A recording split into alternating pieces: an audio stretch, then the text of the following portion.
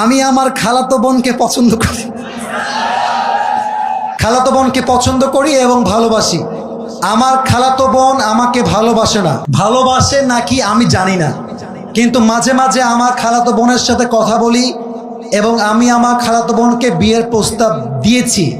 আমার জানা মতে মাশাআল্লাহ, কে বললো রে তুই নাকি রে? আচ্ছা বাবুরা, আমি আমার খালাতো বোনকে বিয়ের প্রস্তাব দিয়েছি। আমার জানা মতে খালাদের ফ্যামিলির সবাই আমাকে পছন্দ করে। আচ্ছা, খালু আমাকে পছন্দ করেন না।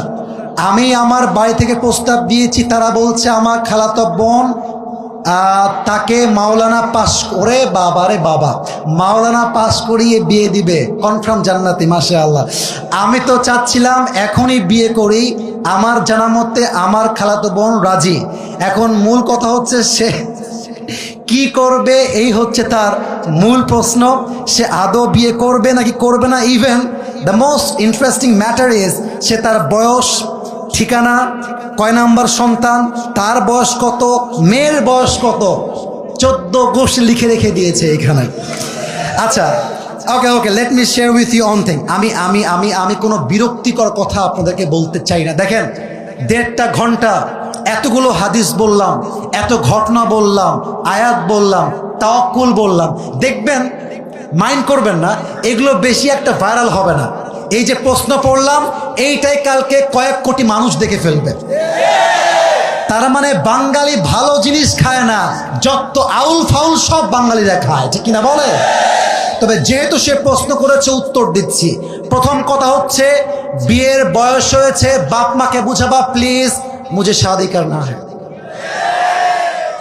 ভালো ভালো বলছি, বিয়ে দিয়ে দাও। নয়তো যদি না মানো, যদি আমি দেখি আমার চরিত্র নষ্ট হচ্ছে দিন দিন, আমি সবাইকে বলবো বিয়ের জন্য যদি বাপ মা রাজি না হয়, নিজে বিয়ে করবা, পরে গিয়ে বাপ মাকে বলবা বিয়ে করে ফেলেছি, যা করতে চাও করো, আই ডোন্ট কেয়ার।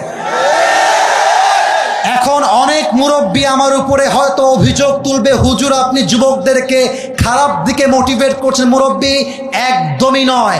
আমি মনে করি জেনার চাইতে 1000 গুণ বেশি উত্তম সেই বাপ মাকে অমান্য করে বিয়ে করা, যে বাপ মা সন্তানের চরিত্র নষ্ট হচ্ছে দেখেও বিয়ে দিতে চায় না।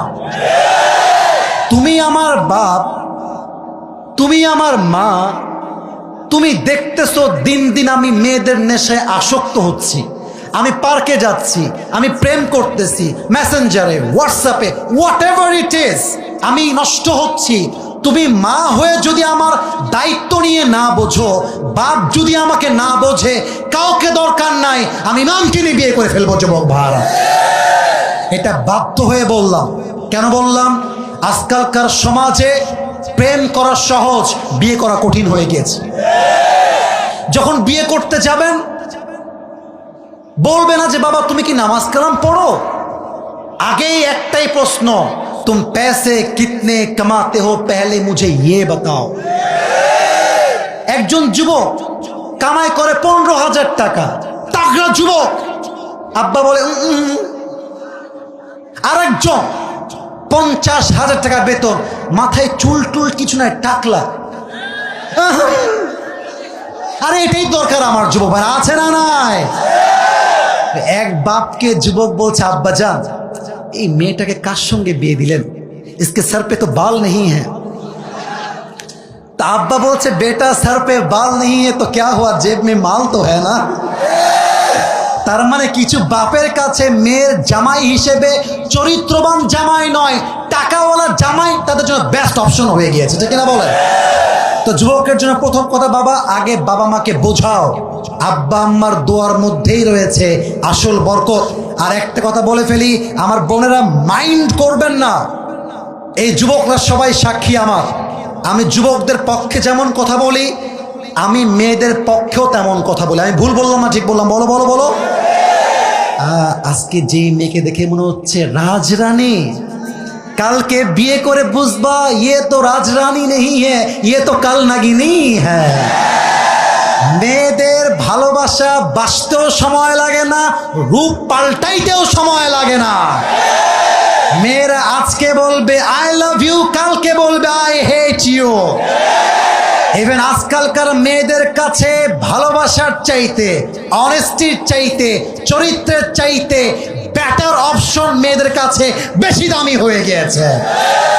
আজকে বলবে তোমাকে ছাড়া বাঁচবো না, কালকে আরেকজনকে দেখে wow this person is the better person than the first one, আরে এ তো আরো দেখতে সুন্দর, আরে এর তো টাকা আরো বেশি।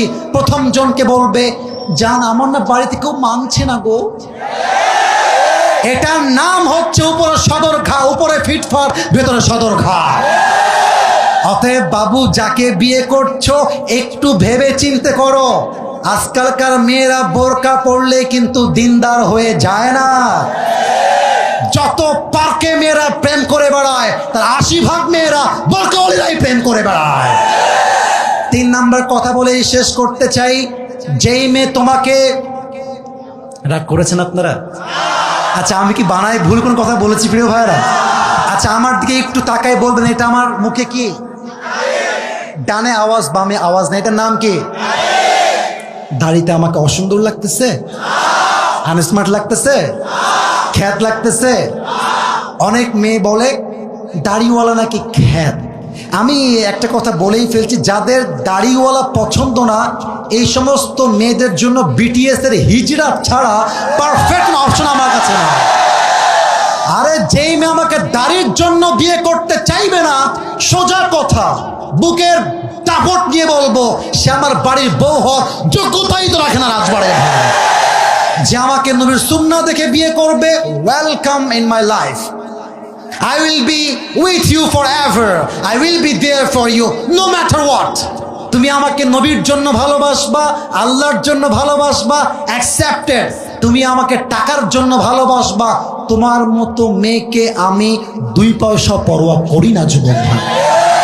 আল্লাহ প্রত্যেকটা মেয়েকে দিনদার যুবককে বিয়ে করার তৌফিক দান করুক, বলেন সবাই আমিন। আল্লাহ প্রত্যেকটা যুবককে দিনদার খাদিজার মতো মেয়ে পাওয়ার তৌফিক দান করুক, বলেন সবাই আমিন।